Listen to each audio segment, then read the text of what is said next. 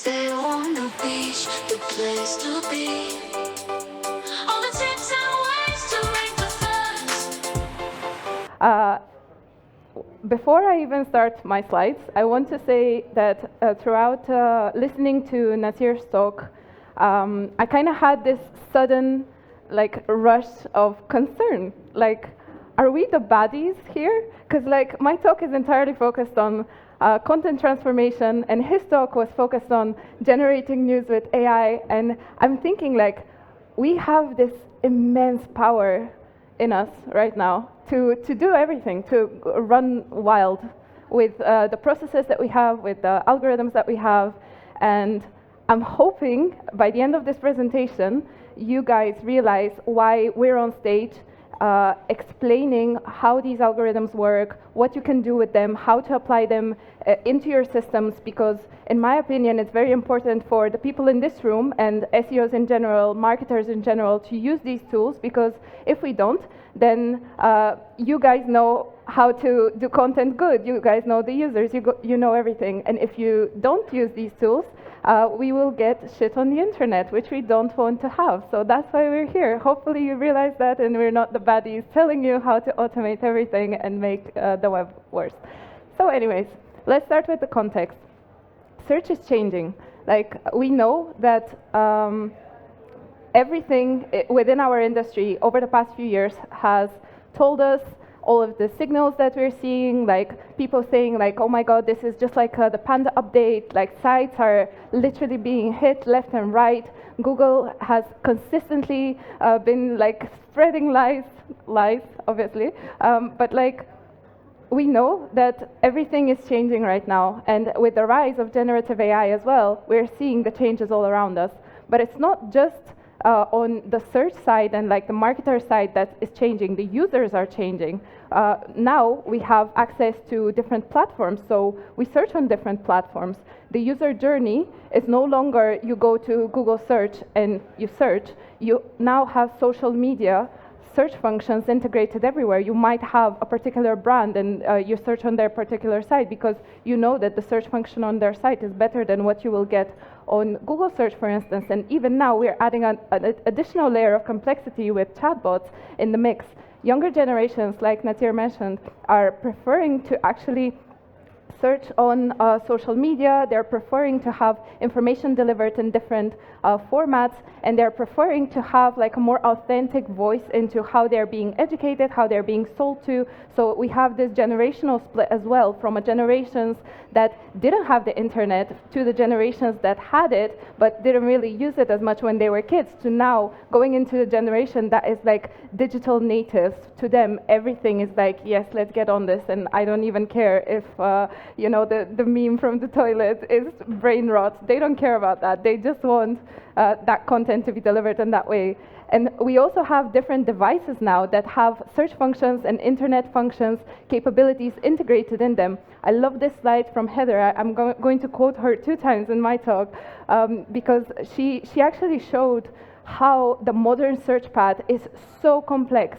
You might think of something while you're in your car and ask Google Assistant to deliver that information to you, or you might put a note in your app or whatever else it is. So you are thinking about the problem consistently, but depending on your context, you have different devices and different systems that you're communicating with. So obviously this is so different than before, when people just went on Google search, when they opened their computer, or however it was. I wasn't that generation, so I wouldn't know. And we choose platforms based on intention, and we choose them based on the context that we are in, especially.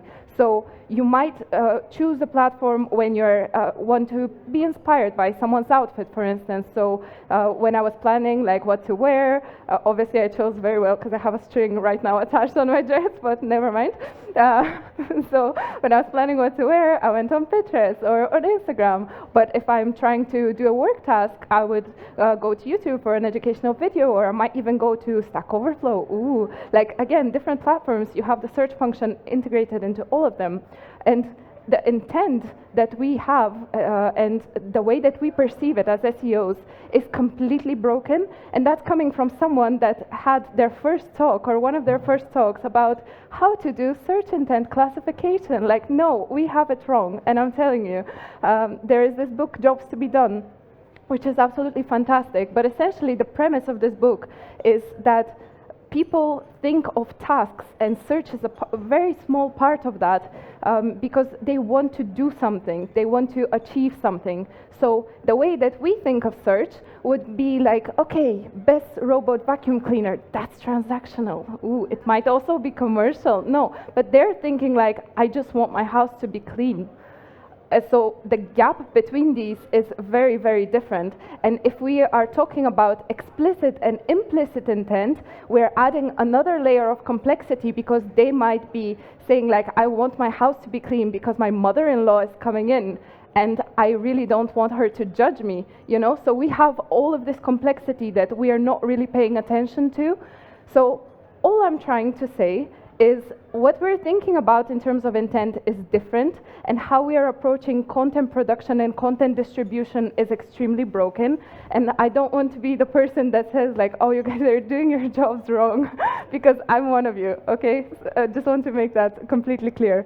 And also, because our industry is so fragmented, we have SEO in a completely separate room than content marketing, than social media, than PPC. And this is creating another layer of complexity that we need to solve, because we are now seeing that relying only on organic traffic is not really a viable strategy, or even relying on traffic only from Google. Your content needs to be distributed well. You need to have social signals running across the entire internet. You need to have your content in different platforms, because obviously that's what users want. You need to have the content also being available into different formats, systems, so that it can be accessible to other algorithms that people use when they're driving, when they're cooking, when they're listening to a podcast while they're cleaning. Like, content needs to work really, really, really hard.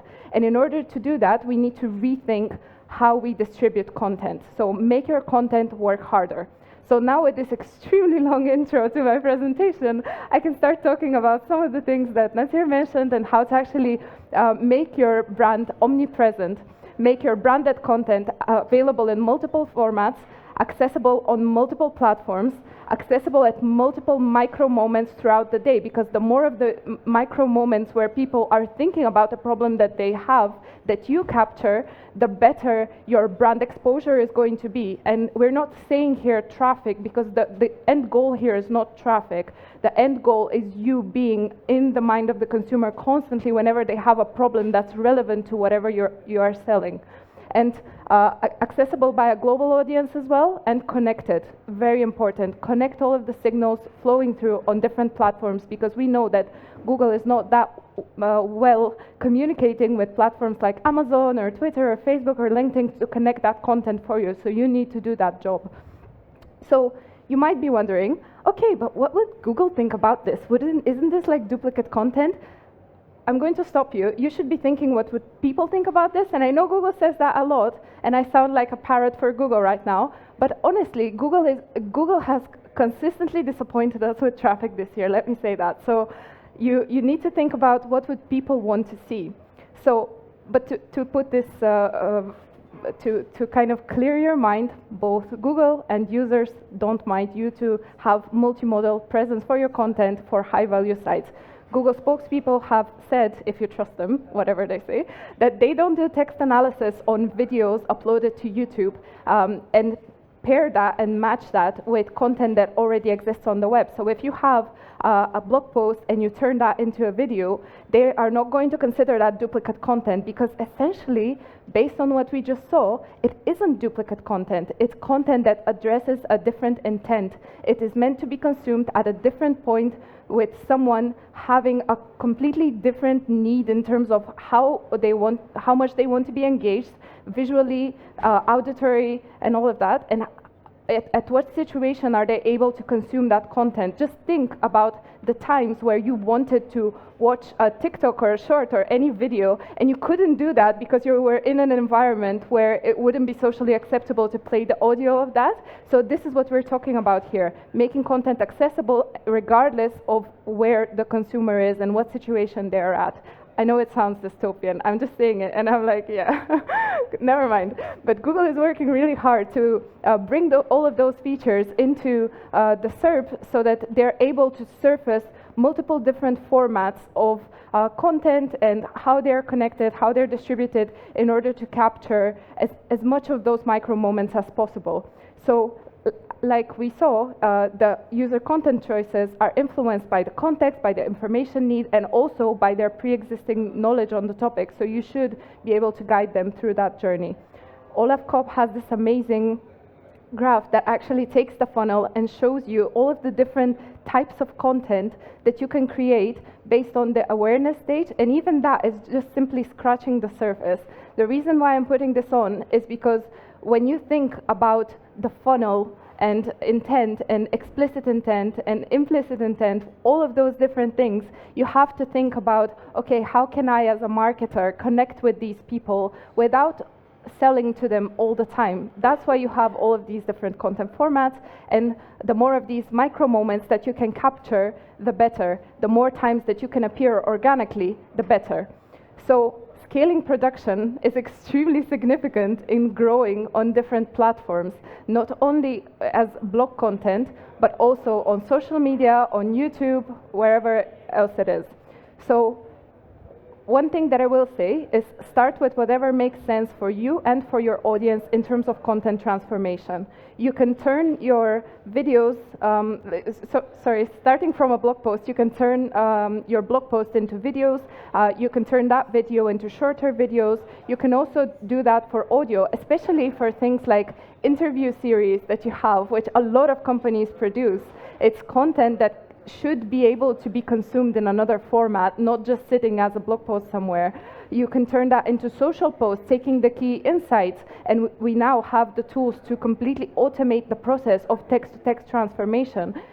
You can also turn that into forum posts, because we are seeing that how preferred these platforms like Reddit are to Google as well. So it's all about creating the framework that allows you to transform that content.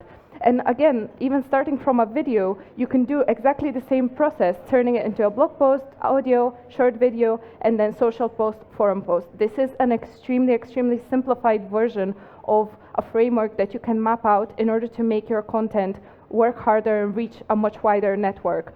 So my suggestion to you is map out your content transformation framework. Whenever you do that exercise, it's very important to consider your ideal target audience, their extended circle of people that might also be interested in learning the information that you're presenting. Think about the platforms where they are before you even do any of the coding work that we're going to talk about in a second. Think about the platforms where they are. Think about the kind of tone of voice that they would like to be spoken into.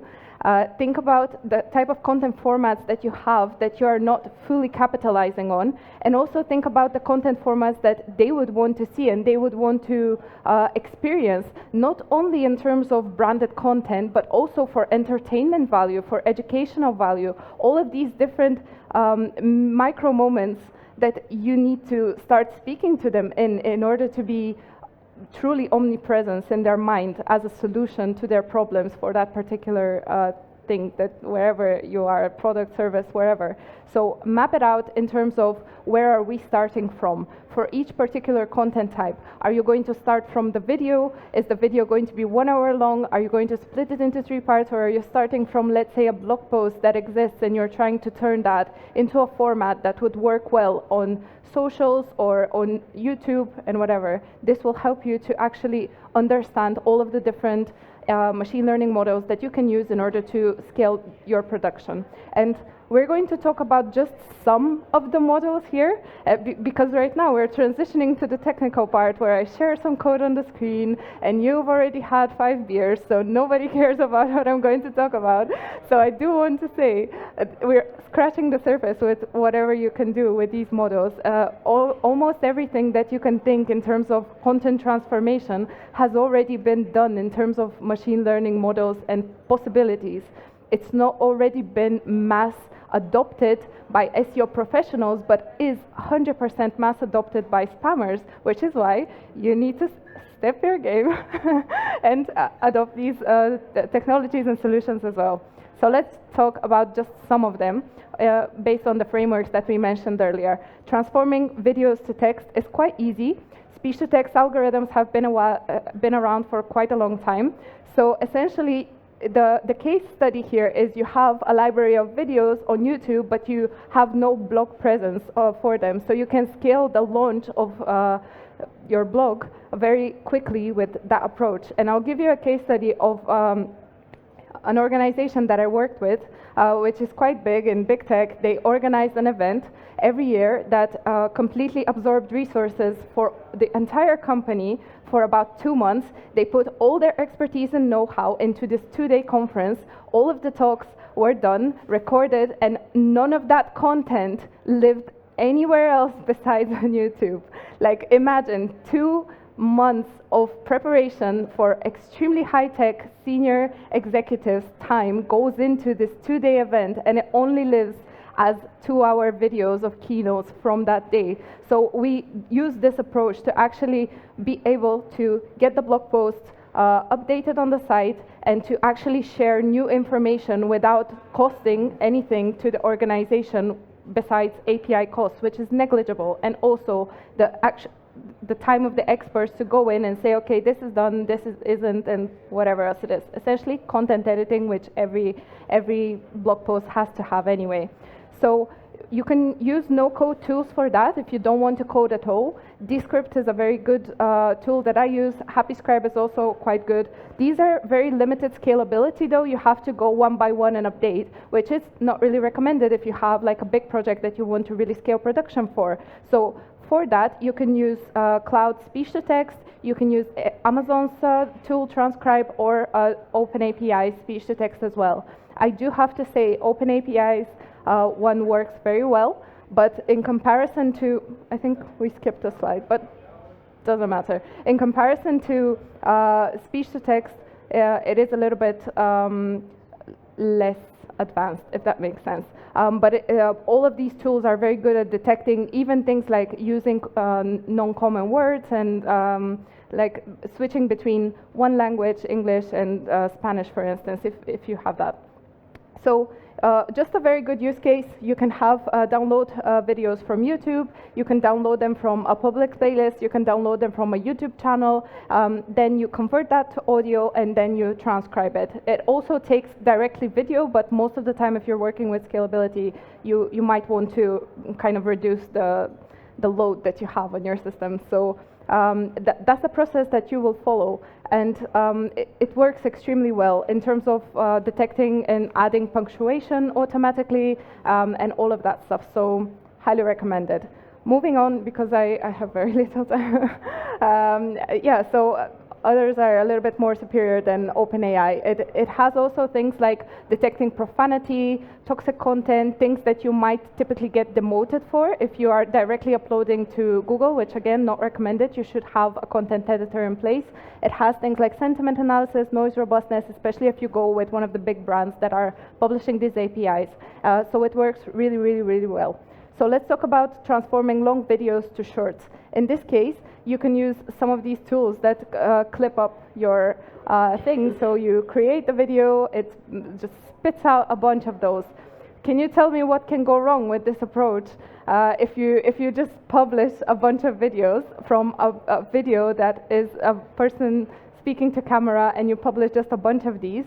This is a strategy that can really alienate your customers when it comes to social. So you need to think about how can we create the first video good enough so that they don't appear bad whenever you have this layer added on top of it. So creating videos from the get-go, thinking if I need to do them in shorts or TikTok format, needs to be in a way that is engaging enough to be split into chunks and still be engaging, if that makes sense. So that's why, like I said, important to map your framework from the get-go. But yeah, like I said, just one of many tools for the task. Custom solutions can and should be built for bigger projects. You can also transform text to audio. Text-to-speech algorithms are out there. This is kind of where we go into the zone of becoming a little bit dystopian, because you can turn any blog post into I can see the ball. Oh my God! This is how did other people do this? That's crazy. Right, this is worse than the timer. So anyway, yeah. So of course you can make all of these things no code, but you can also do them with programmatic approaches. Here.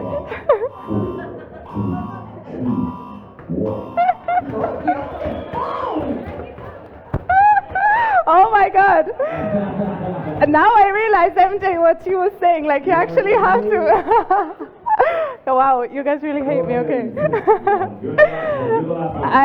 Okay, now I should punish them and tell them we're going to be here for 2 more hours. I lied to you. This is going to be the longest presentation of your life. Buckle up, people. I have the whole 50 other slides. No, I'm just kidding. I'll wrap up very quickly.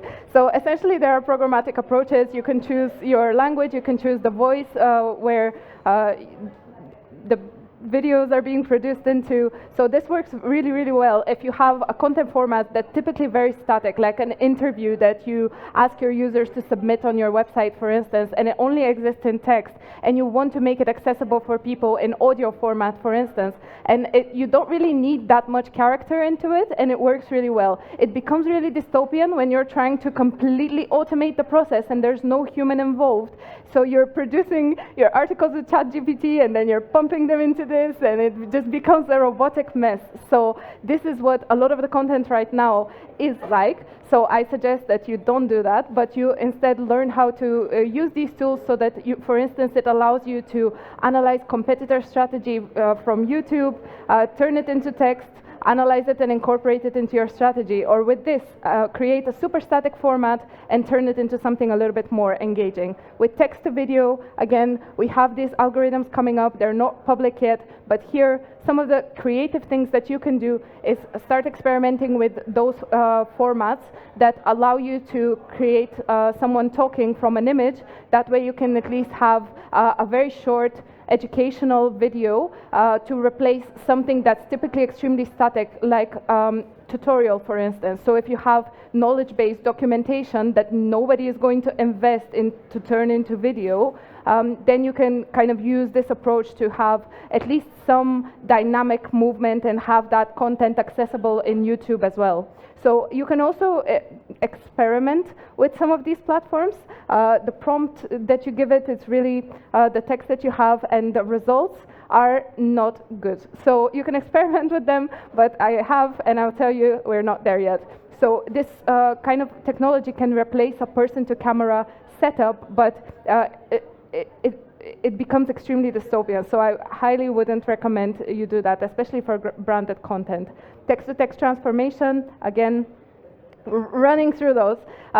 Any LLM will do a very, very good job here. Important thing is to know what the guidelines are for the social platform that you're pursuing, and then adapt your prompt based on that.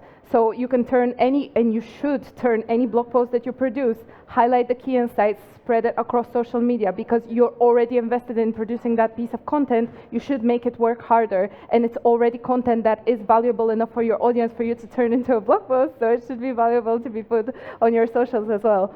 So you can also do this for guides or PDF content and any other content that is extremely relevant, especially if you have user research data that shows that this content isn't really as well understood by your audience as well. So having that kind of reiterated in another format, and touching another micro moment is quite important here as well. You can use Vertex, you can use GPT-4, blah, blah, blah. Prompting it well is key.